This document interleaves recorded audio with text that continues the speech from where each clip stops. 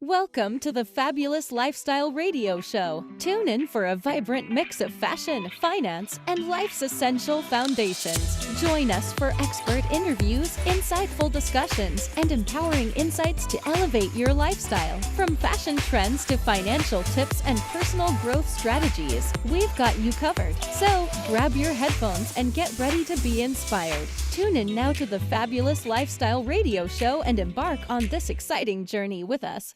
Welcome back to the Fabulous Lifestyle Radio Show. I am your host, M. Teresa Lawrence, and today we are with Steve Matley, and we have been talking to Steve about real estate and a pattern that I've noticed in his life.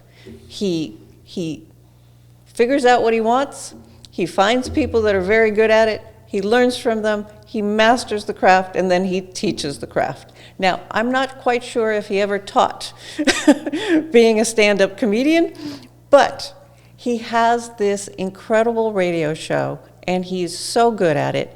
And I had the pleasure of attending a seminar with him and then going to lunch. And then he told the story of wanting to master public speaking and going out and becoming a stand-up comedian and the things he had to go through with that. And my jaw dropped. I was just like, what? There were these great stories. And so if you could share some of these stories, because it just humanizes you. Okay. Well, so my intent has never been to be a stand-up comedian. And in fact, if you ask either of my daughters, they will confirm vehemently I'm no stand-up comedian. In fact, the term I heard from them most often while they were growing up was, "You're not funny, Dad." So, that's, because dads are always trying to be funny to their kids, didn't right? you win something?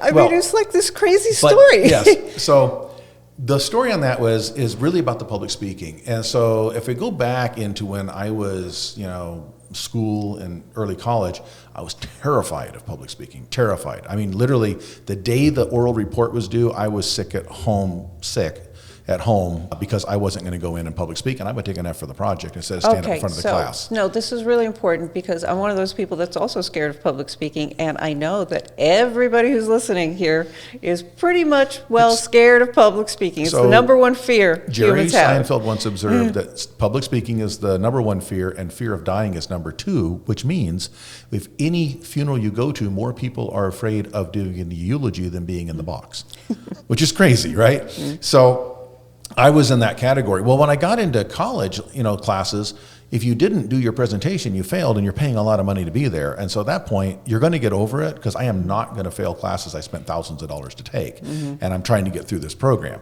So you suck it up and you do what scares the heck out of you. And I learned I never died when I was up there speaking.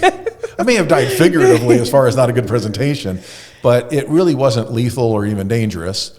And I found that most of the class were just as nervous as I was, and they were very supportive because they wanted you to be supportive of them too. And they were all empathetic towards each other. So it was actually a very nurturing kind of environment, even in graduate school.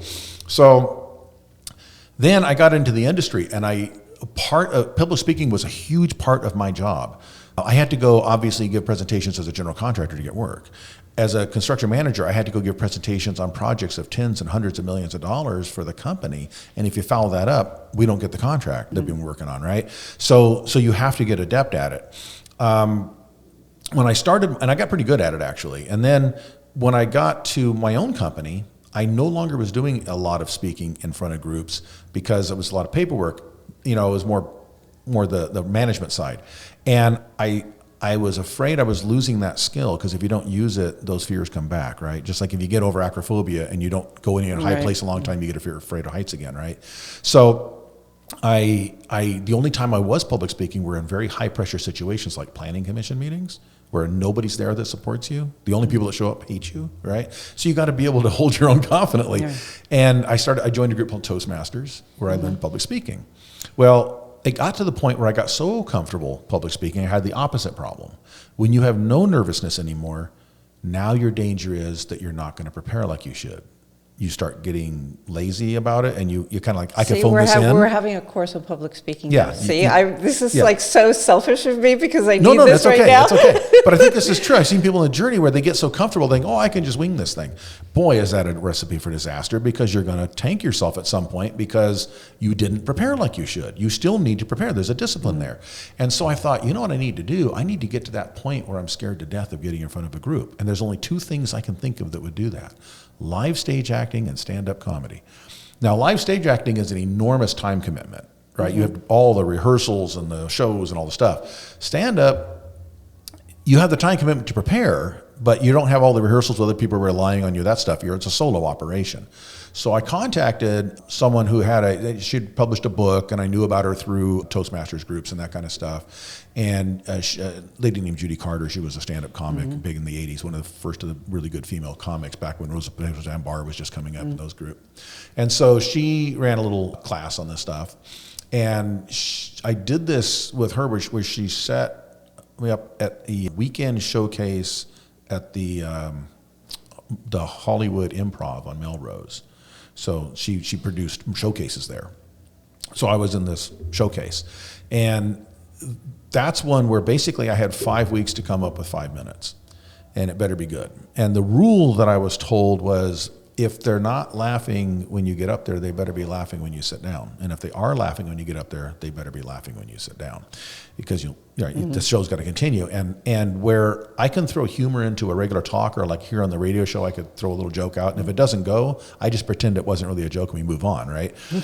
And when you're in a stand-up comedy, people paid a cover charge and a 2-drink minimum for you to make them laugh. And you got about 20 seconds to get that first laugh, or it's the longest night of your life. And so I did that, and I prepared, and I must have written an hour of material to get to 5 minutes that was any good. And I practiced and practiced and practiced and practiced. But and I also did a lot of study into comedy. I was studying the psychology behind it. What makes us laugh? The rules of 3 and tricking the mind and all that kind of stuff. What's the rule of 3? Oh, the rule of 3 is you set a pattern up and then disrupt it. So I go to some topic, I list 2 examples that make sense, and then one that's ridiculous.